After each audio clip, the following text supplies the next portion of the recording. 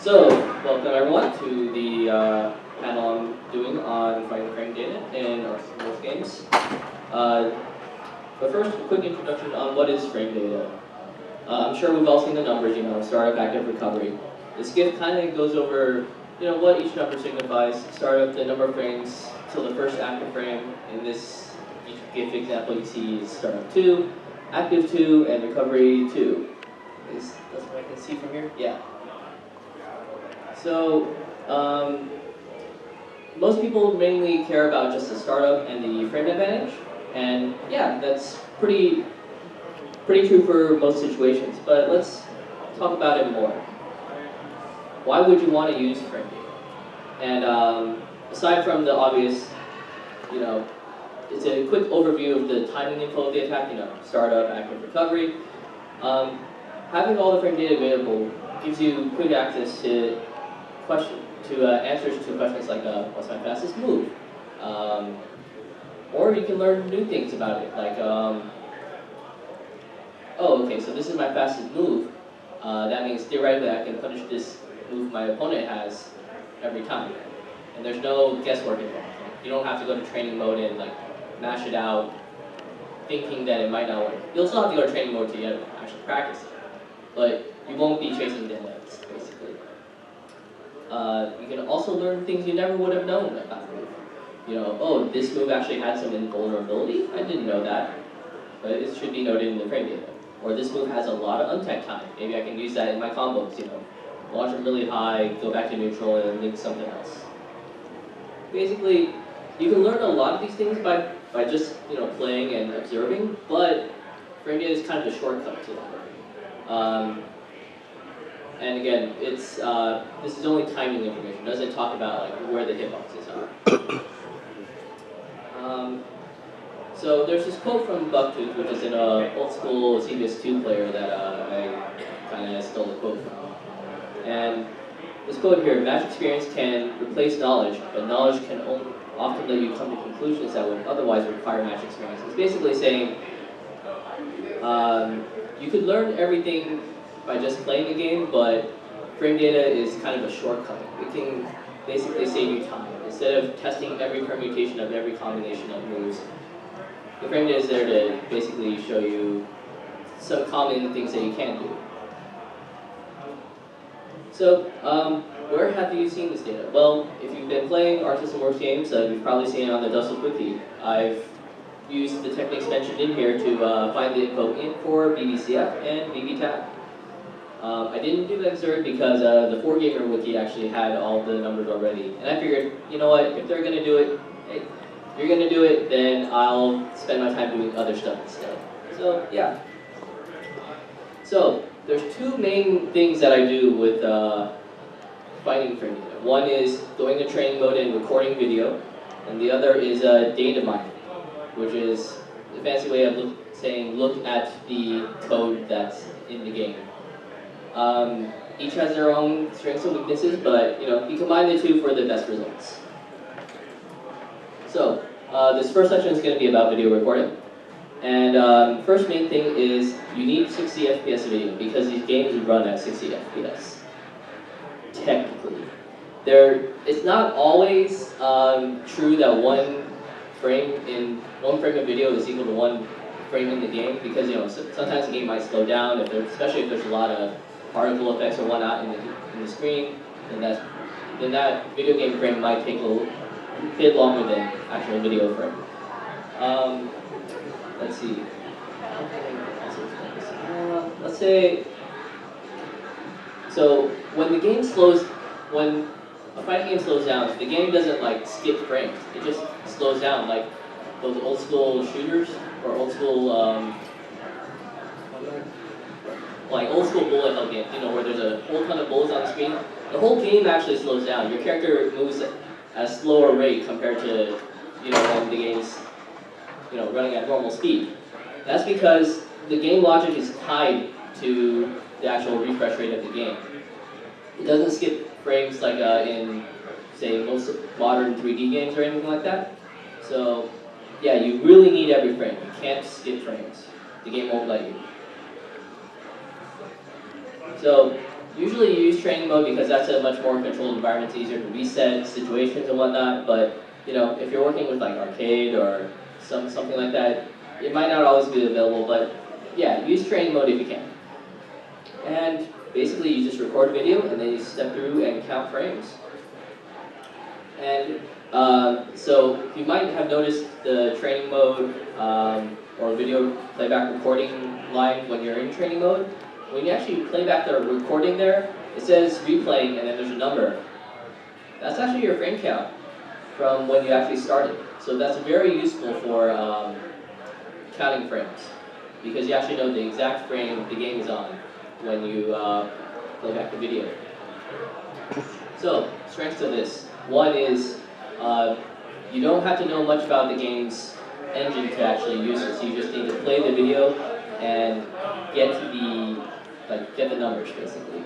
These are the final result. You don't really need a full understanding of the game to actually use this technique. The bad side is sometimes it's hard to get certain values.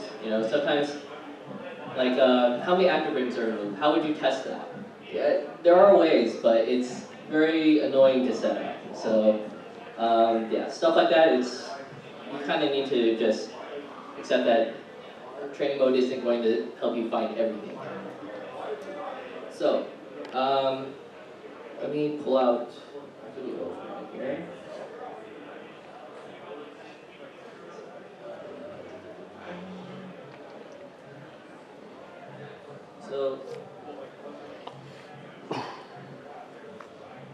So here's a basic example here. We have Soul do 6H, and then we have both characters jump. You can notice the blocker, jumped first and landed first. And you can count the number of frames. It's hard for me to see from this exact angle, but you can count the number of frames, like when the defender soul hits that landing animation, count the number of frames between that and when the attacker soul hits that landing animation, and that's your frame advantage. There are other possible problems with this though, like, what if I'm working with a jump cancelable move? Then, okay, there are other ways we can do this. And here's another example. I need to start closing some of these. So in this example here, Soul's 5H. It's jump cancelable on block. So, how are we going to get around this? Well, we won't use jump. We'll use something else instead. In this case, I'm going to use FG. And to do that, I'm going to do two things. One, I'm going to start by pressing S and holding the button, holding S, and then press H, and then hold back, and keep S and H held down. So as soon as you leave the recovery of 5H, you will start FD. Not as obvious of an example for like when the two characters, or for counting the frame advantage, but you can at least count when does the 5H actually end. You can count when does Soul actually start jumping to know when he's started or finished his block sum. So right there, he's starting to jump, right? And Soul starts FDing there. So you can kind of count the number of frame difference there, and that's your frame advantage for those kinds of moves. So, yeah, you can kind of see, I made these recordings in advance. Usually for most people you need to, do the recording yourself, then step through the video and count the frames. But yeah, those are the two main things that you can do for basic startup and frame advantage. You look at when your character leaves a neutral state, start the first animation of the move, and look at the difference when the two characters, start jumping or something like that. It's very useful for, jump is like the most useful. Like, I used to not use video recordings. I used to just pause the game a lot in training mode. I double tap that start button a lot. But with better technology, you learn better methods. Frames, yeah. So frames step through the video. They're each, these are the two programs that I use, Media Player Classic and QuickTime on Mac. There are ways to step through the video here. Whatever video program you use, I assume there's some way to do it, but at least these two should cover at least most cases for most people. So, So you don't have to just like manually tap forward, go one frame at a time. You can do some math given the frame counter. But there is an off by one error that you need to be aware of. And we'll use that 6H as an example here. So it might be kind of hard to see here, but this is the first frame of Soul 6H, and that's when it actually hits. If you look at the frame counter on the right there, it actually says 18 and 34. So you might think, okay, we'll just subtract 13 minus 18. That's our startup, right? 16. No, it's actually 17. Because counting this way doesn't actually include that very first frame of animation. I don't know how to explain it, but basically you need to account that for that very first frame, and subtraction doesn't do that. Like if you were to, instead of say counting from the very first frame of the attack, you counted from the very last neutral frame, then yeah, that would work. But I think this is what most people will do when they try to start, like just using the first startup frame as the attacks. Kind of, it seems like the most natural thing to do. At least that's what it was for me, and that's kind of the error that I noticed a lot. Like, why are all my numbers off by one compared to like everyone else's? And this is why there's an off by one reason. So next, hit stop. Hit stop is kind of like the pause effect on each hit of a game or of an attack, but it's not. It might not apply to all characters at once. Like, for example, Kai doing a stun edge or Jin doing a fireball. You know, the attack has hit stop, but Jin doesn't experience it. The opponent does. A good example of this is like with assists. So let me pull up that video. Find it where my mouse pointer is.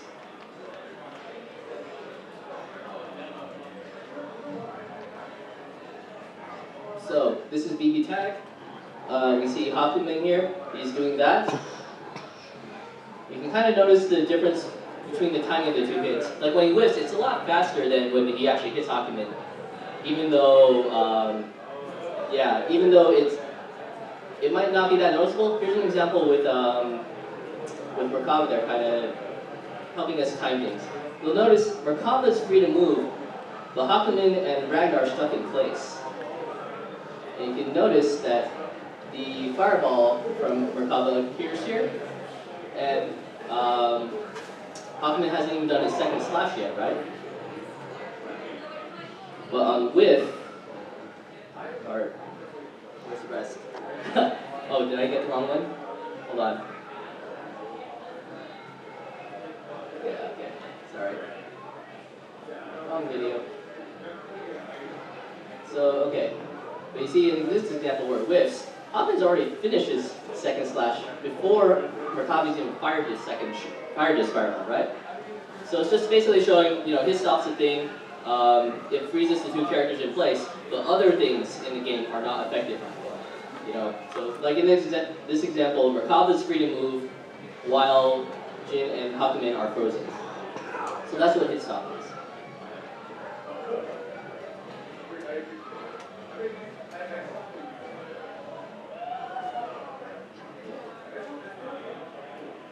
So, uneven hit stop.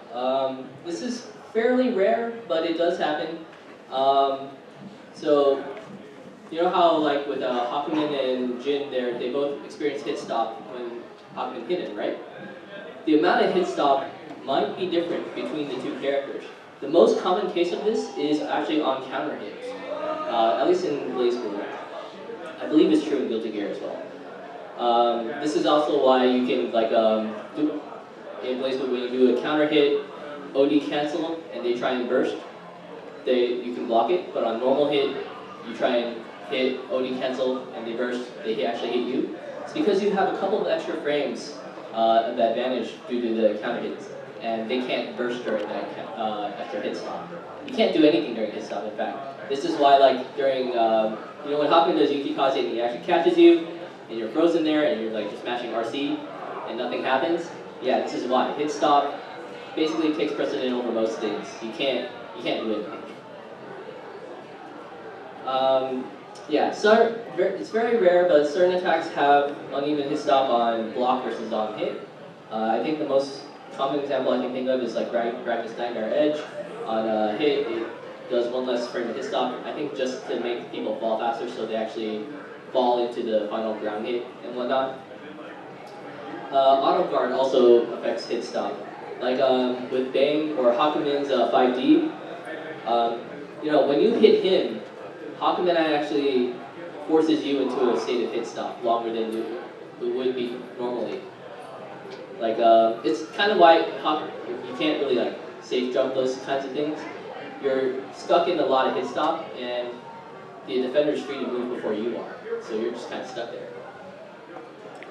And yeah, this all sounds basically like this is extra hit stun or block stun, right? And yeah, it pretty much is.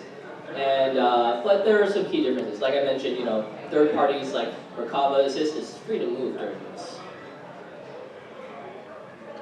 So a bit again, this GIF I'm sure we've all seen before explaining this is what frame data is. I wanted to show a slightly more complex or more detailed example of this.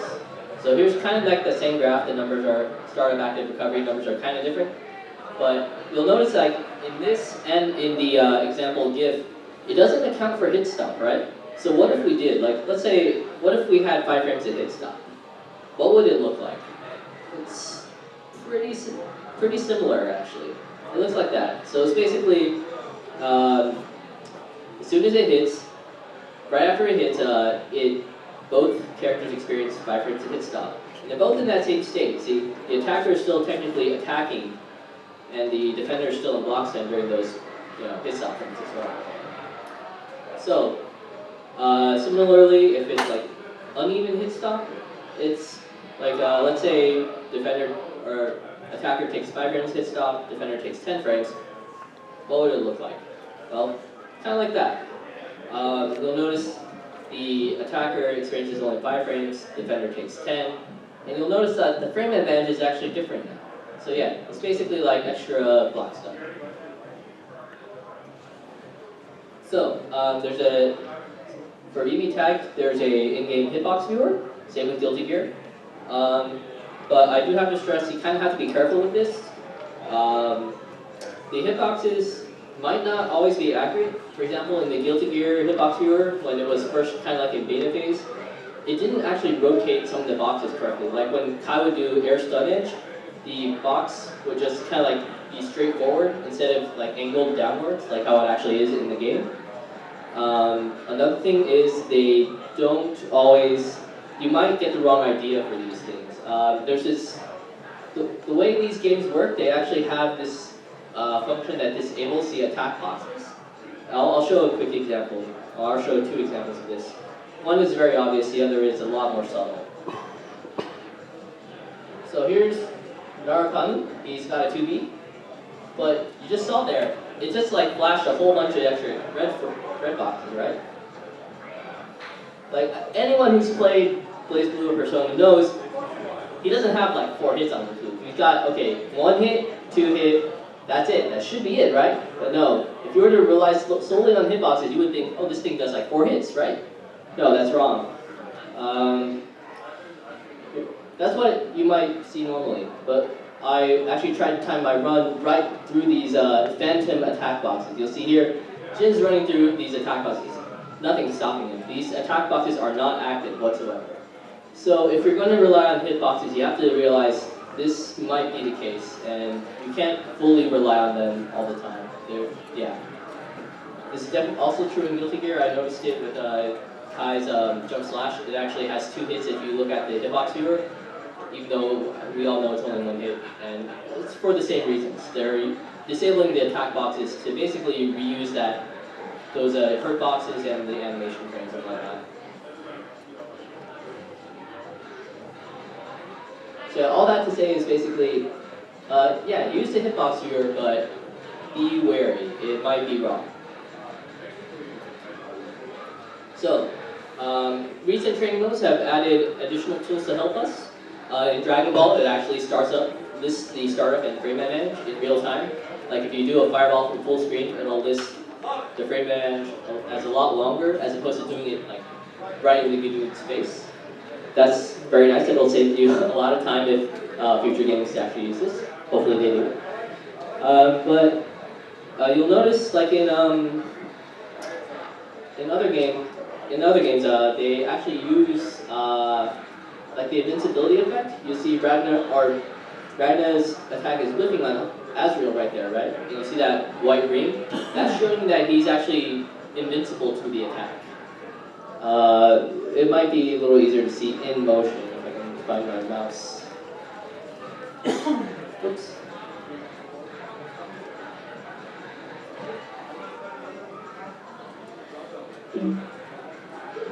So, let's try that. Where's my mouse? So, I'm just going to do 5C. Whoops. You saw that white effect there, right? Like that's part of the invincibility. We'll frame step through that and prove that it's not from the from Azrael hitting Ragnar, it's from Azrael using his invincibility. Okay, so he gets hit. You can kind of see a white thing forming. This is all before Ragnar gets hit, right? Ragnar gets hit right there, but you see the white rings before that. You'll see this a lot, like when you like round tech and like someone is kind of needy or something. You'll see a lot of white rings show up. Yeah, that's all. That's what all this is. It's just showing you are invincible. This does not always happen in Guild, or this doesn't happen in Guilty Gear because they use a different system. They use like disjointed hurt boxes. But in like Blaze Blue, Dragon Ball, Persona, they all use this system. So the last thing I wanted to talk about for the video section is, I think this is the last thing. It's been a while since I've rehearsed this. So you can try and use programmable controllers to like set up like fancier test scenarios. You know how I mentioned, oh, how would I find how many active frames are attacked if I can't rely on just the hitbox viewer? Well, one way would be to just like, this sounds very tedious, but yeah, it's possible. You can basically time a meaty and say, okay, I know this is when it hits, and then just like time your meaty like 1 frame earlier, 1 frame later, and then you'll find out how many frames are in the attack. It sounds very tedious because you got to do it multiple times, and obviously you can't. It's very hard to just like adjust your timing by 1 frame every time. And this is what like a programmable controller or macros might be useful for. I've actually never done this because I don't know of any tools that can do it. So if you all know some, that would be really useful for me. But this is one idea that I thought of that I haven't fully explored. So, anyways, that's the end of the talking about using video recordings. And if you all have any questions, I'll take them now. Yeah. When you use jumps and like FD to check for like frame differences, like is it hard to adjust for like jump startup and consider that in like the animation, or do you look at like the start of the jump animation? Yeah, so the question was, when I compare jumps or FD, do I account for the jump animation? And in the FD case, yes, I do. When I have both characters jump, I don't, because I basically look for when they land, and I look for the same animation frame. Since they're the same character, they should look exactly the same. So technically, I can use any frame as long as they're the same, because they're the same character, they have the same jump heights, the same everything.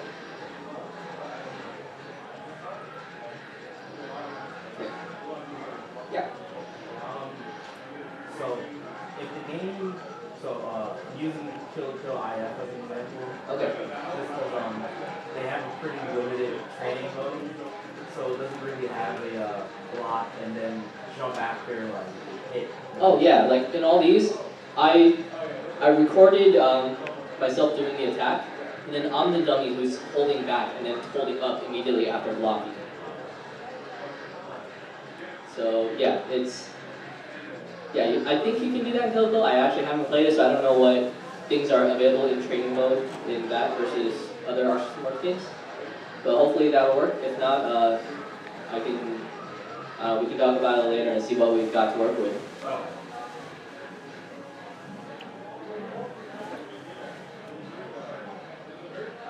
Okay. Any other questions?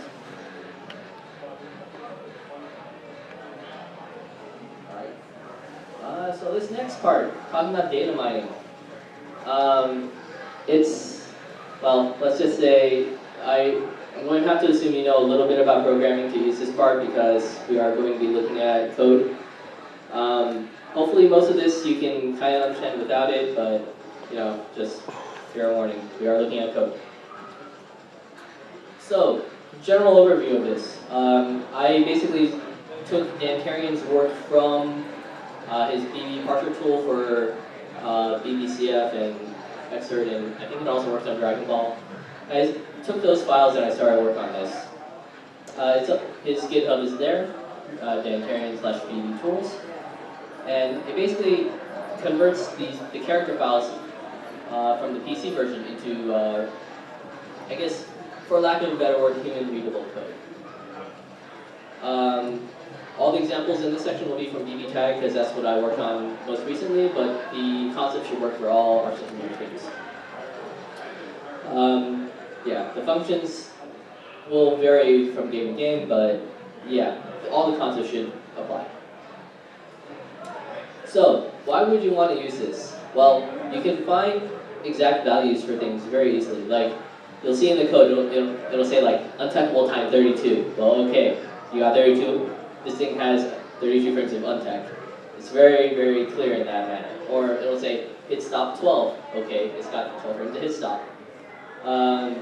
But you'll also notice things that you might not have thought to test. Like, if I didn't set up a test to test for like foot attribute invincibility, I would not know just by using video recordings. But if I were to look at the code, it'll say there, oh, it's got foot involved.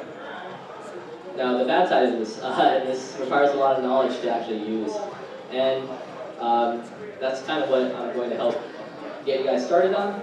But just know there's a lot of info in there. I don't fully understand it, and I don't think most people outside of our system works do. In fact, if they looked at what we've got, they probably would be confused too, because what we're working with is not the actual source code of our system works games. We're working with decompiled code. So when they ship the code, it's compiled. It's in a state that the computer can read. We're basically reverse engineering that code into something that humans can sort of read. So it's not exactly the same as what our system works uses. We're kind of like working backwards and trying to figure it out that way. So the code might look ugly or deformed or confusing. Just know our system works is not bad programmers. This is just how decompilation works. So what's in the script? Usually it's 2 files. Each character has 2 files. One is a main file that has his data. The other has his effects. Usually the logic is all the normals and things are in one file. The other contains things like fireballs and things like that, or like slash effects. They all use code names. You can see here it says BRG for Ragna, and that's basically Blaze Blue Ragna RG. And like you can look at the on the right side there, it says like he's got moves like assault second. Well, obviously that's not what we call them in game. They're like Hell's Fang and Hell's Fang follow up. So basically they use a lot of code names in the game. Fun fact: Kai's split seal is actually called Holy Brand in the files. And yeah. So where do you get these scripts? Well, you can use Dan Terran's tool that I mentioned at the beginning to generate these. He actually has them for BBCF and Rev 2, or I forget which one of the excerpts. It's on his website at box-bb.danterian.com. Yeah. So when you're trying to do data mining, just start with a character that you actually know, so you kind of have that intuitive understanding of, okay, I know how this move works from playing the game. I can kind of use that info to approximate parts of the code that I don't fully understand. Also, if you don't, I would also suggest trying to find a simple character to use, because those will be generally the most simple in terms of code to actually do, so you won't have to understand as much and you can work your way up in terms of code complexity. Yeah, so usually what happens for me is I will try and look through the code and I won't understand it, and what I end up doing is looking at that and video recordings to like test some things and figure out what is right and what is wrong in my understanding of the code. Yeah, when one approach fails, try the other. And yeah, just use what you know about the characters already to try and like guess what parts of the code might do. I don't know how, I see in the code this part does like 1,000 damage. I know Ragnar's Elspeth follow-up does 1,000 damage. I don't know how I guessed at this part, but I know this part is the follow-up. You know, and then you kind of work backwards from there. So, I kind of alluded to this earlier, but how do you know what a script does? Well, you gotta do it scientifically, I guess. You need to like follow the scientific method, you know. You make an observation, you see this code here, it does X, or you think it does X, and then you make a hypothesis. I think this code does X. And then you test it in game, hopefully with multiple examples, so you're not, you know, just wrong by a little bit. And then, yeah, congratulations, you've figured out what this part of the code does. And yeah, that's with most things in your life, talk to other people. I used to do this stuff all by myself until I found some people who were interested in the same kind of nerdy stuff that I am, and that helped me accelerate my rate of understanding. Because you know, more eyes on something, they'll look at things differently than you. They'll learn more, or they'll learn different parts of the code compared to you. So you know, share, collaborate, that kind of thing. So here's one of the lines you'll see a lot in the code: sprite, name of the sprite, and then number. And that's basically saying, show this sprite for that many number of frames. You know, pretty simple. Like, for example, here you see it says Jin 20103 show for 2. So that means show that sprite for 2 frames. And showing that sprite also contains like hitboxes, hurtboxes, collision boxes, all that stuff. If you got sprite rips available for the game, that actually helps a lot. Because they usually use the same names as the code uses. Like, again, that example with Jin 201, based on that name, you don't know what move this is. Maybe you'll know it's Jin's, but that's it, right? Well, if you actually look at the sprite rips, you'll notice that's Jin 20103 right there. I'm sure we all know what that move is. So you can kind of use these sprite rips to kind of guess, okay, I know this move is for Jin's 5B, or Dragon's Hell's Fang, or whatever. So that's what, you know, sprite rips are very useful for. This might not always be the case. For example, for BB Tag, I have sprite rips for Undernight characters, but they're from the Undernight game. So they use that naming convention for those files. And I don't have the sprite rips for Undernight in BB Tag, so I didn't have those sprite rips to rely on. I had to basically just go off other things. So here's an example of attack. This is a whole bunch of sprite lines here. But obviously it's not obvious to you what attack this is. But if we line it up to each sprite, you can kind of see what it is. You know, I think we can all realize what that attack is. It's Jin's 5C from CF, or Jin's 5B in BB Tag. But yeah, just like following the sprites will help you like know what move you're looking at. And you can, based on that and your knowledge of that move from actually playing the game, you can probably learn more. So, each attack usually states its attack level, damage, things like that. But it's kind of weird, like it actually affects the line above it. You'll see down here in this code snippet, you'll see it says damage, 900 or something like that. And it doesn't affect the line above it. It affects the line, or it doesn't only affect the line below it, it affects the line above it as well. Like, it's kind of weird. It's like happening at the same time as the sprite line above it. I'm not sure why that is. Maybe it's just how, you know, the decompiler works. Just gotta deal with it, I guess. I should also mention, attack level also sets default values for like block stun, hit stop, etc., etc. So you might not always see it say like, oh, the damage of this, say like damage 500 or something like that. It'll just be part of the attack level's default values. And there's a table for that on the wiki that tells you what the default values are, or as far as we know. Next, let's talk about graphical effects. So these are things like projectiles and whatnot.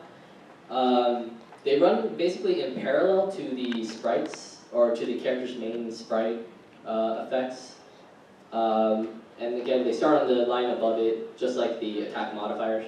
So here's kind of like a visual example. Again, on the left, we see this is Jin's like projectile, and we see that graphical line, or graphics call line right there. So, and then we'll start on the line above it, on line 3, on frame 3 basically. This is a little abstract, so to kind of better explain it, you can kind of think of it this way. If you imagine time, like time going down, you can see this is what Jin's main code will do. And that graphics line will call that projectile in parallel, and it'll just fire it off there.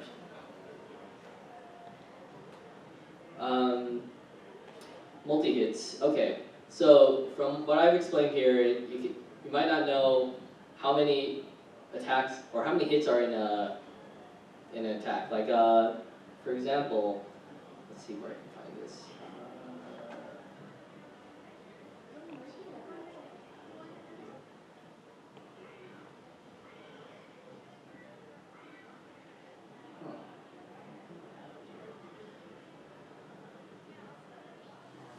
Oh no, there it is. Okay. So, from Blaze Blue, we've all seen this attack from Hazama and Terramin, right? They look very similar, they behave very similar, but as anyone who's played these games can tell you, one does 1 hit and the other does 2 hits. And a quick video of their differences here.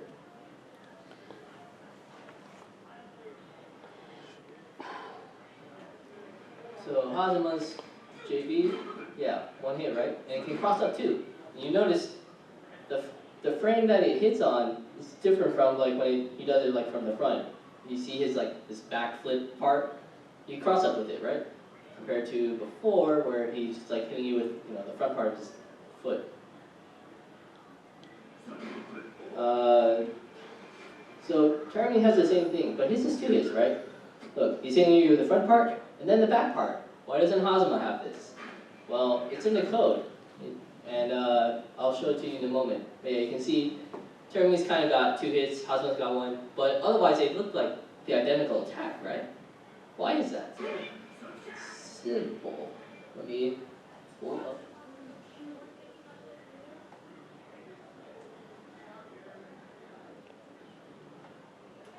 It's because, so this is a simplified version of each of those 2 attacks. You'll notice Terami has that extra line there, refresh multi-hit. And that's basically what tells the game, okay, the previous hit has ended, start a new hit. Otherwise, these 2 moves are identical. Like, if Hazama had that same line in that same spot, his move would work exactly the same as Terami's. So that's, yeah, so that's basically the main difference. You gotta just look for that refresh multi-hit. That's when you know it says another hit in the animation. So, I mentioned this earlier, but you remember that Narukami 2B example with the flashing red, those phantom hitboxes? This is how do you disable those hitboxes. There's 3 main ways. One is called a start multi-hit, which is a very misnamed function. It should be like disable attack boxes is frame or something. But yeah, when you see this in the code, it basically means disable it for this sprite. Recovery, this actually disables hitboxes for all the for the rest of the move until you call like refresh, and also it removes counter hit state. So this is how you know like the move's kind of like in the recovery phase of its animation. And finally, it's unknown 23027. It works basically the same as a recovery, but it doesn't remove counter hit state. Again, a lot of these functions, no one kind of knew what they were when they were making the parsing code. I've tried to add names to a couple of them, but yeah, there's a whole bunch of unknowns in the code just because, you know, we're reverse engineering. This isn't terribly easy or anything. So invincibility. Invincibility is another big thing. There's one there's one main thing. It's called set invincible. Set invincible to 1 to turn on invincibility. Set invincible 0 to turn it off. You can set which attributes are invincible by calling 2209, and it'll be a bunch of numbers, and they kind of go in the order of a head, body, foot, projectile, throw. Toggling each of those bits will make your move invincible to one of those attributes. And there's also a very rare case, 22008, where just tells the game, okay, just make me invincible, starting from the current frame that I'm on, make me invincible for X number of frames. It doesn't happen that often, but it does show up. Do I have any examples? Yeah, I can show those examples later. Let's go through the rest right now. So super flash. This function here, unknown 2036. That first number actually tells you how long the super flash is. I have no idea what the two numbers that follow it are. Like, yeah, as far as I'm concerned, they're not there. What we're concerned about is just how long is the super flash, and that first number tells you exactly how long it is. Starting on that frame, how long is the super flash, and basically moves that are actually 0 frames after super flash, they actually hit during the super flash, usually near the end of that, actually. But yeah, in fact, in BBC, like getting hit or anything actually kind of ends super flash early. Like in playing Blaze Blue, you know, sometimes you might see like if you and your opponent kind of like time things a little wrong, like they do a combo into super and you try and burst right when the super hits, you might see the super flash happen and then your burst hits them, and then super flash kind of ends. This is kind of why you know, getting hit basically ends super flash. So all this stuff sounds like a computer could do it, and you're right. I actually wrote a tool to try and like do a lot of the grunt work of like turning, you know, all the sprite lines and attack functions and whatnot into frame data that we normally use. It's not that smart. There's a lot of logic that in the code that might, like if-else statements kind of things, and my code does not know how to deal with that stuff. Because at that point, I think I'd be basically be writing my own version of our system works engine, and I don't want to do that because that's a lot of time and a lot of not worth the effort. So basically, yeah. Hopefully, this tool will help us, you know, speed up the process. Like figure out the easy normals really fast. I'll let the computer do that, and then when I get to more complex moves, like I don't know, you'd be surprised what's considered complex. I guess like moves that with holds, like you know, you hold the button for something different, or stuff like that. You know, I can spend my time looking at that and trying to figure out how they actually work. Hopefully, this tool will save us from or save me from having to do every character again from scratch for BBTag 2.0. I hope this will save me a lot of time. I just actually finished making this tool and about, I don't know, a month or two ago. So I don't know if it hasn't been battle proofing yet, but it should be useful for 2.0. And I don't know if we have time. How much time do we have left? 15 minutes. 15 minutes? More like 12, but yeah. 12. Do I have time to show a real world example? Go right ahead. Okay, so so here's one example of one time when I was very confused by what I saw in the code, and I had to basically, yeah, do what I mentioned, you know, pull out sprite rips and a little bit of experimenting to figure out what the hell was going on. So here's, let me pull out that code example. Okay, so we are going to look at Weiss's ice counter thing. I don't know what the actual name is. So if we look at the main chunk of code here, it basically, okay, this all seems pretty normal, just, you know, play these sprites out. But then we get to this part here, and it's a loop. And I don't see any terminating condition for this loop. How does it actually get to the rest? It's not showing up. Oh, sorry. Oh, Okay, sorry. cool.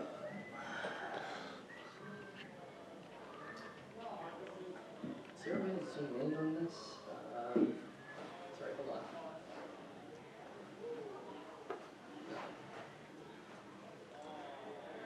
Hold on, let me go to max accessibility options. Maybe there's a way to magnify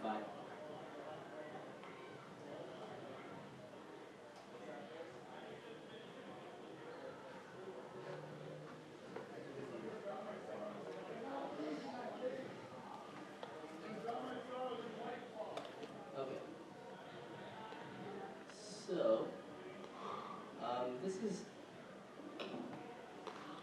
Okay, so again, we're looking at Weiss's ice counter here, and we see, okay, it'll just go through all these lines here normally. But when it gets to this loop here, how does it get out? Like, there's no terminating condition or anything. And the closest that I saw was this line here, sender label 1. That's right outside the loop. But I have no idea how it gets to this. So, you know, it's just working backwards. And what I ended up doing was actually pausing through the game and just counting, like following each of these sprite frames here. Let's see. So I have all these sprites for Weiss's ice counter. I tried to basically compare that to, I recorded a video of Weiss's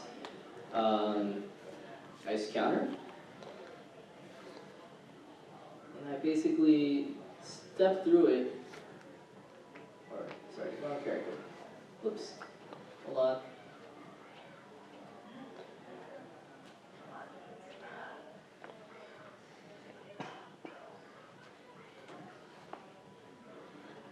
So I look at basically when she starts doing each of these sprites, compare that in the code to when it actually, how long it actually shows each one. Where is it? Yeah, and what I noticed was in this loop, it shows each sprite for like 4 frames. Or is it 5? I forget. Yeah, for 4 frames each time, and it's in the loop forever.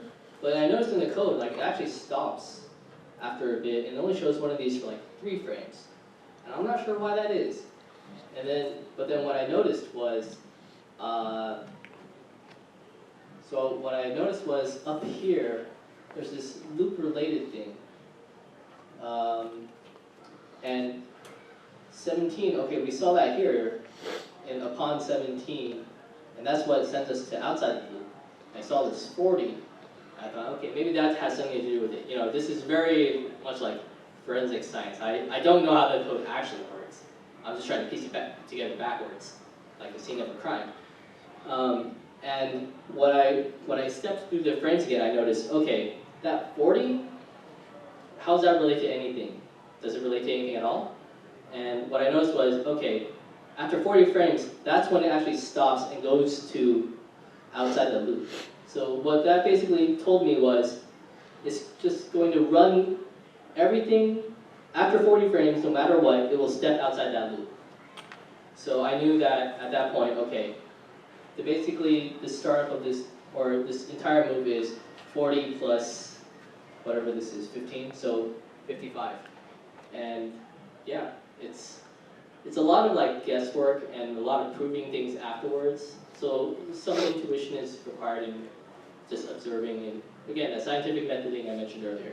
Observe, hypothesize, test. So yeah, it's not easy.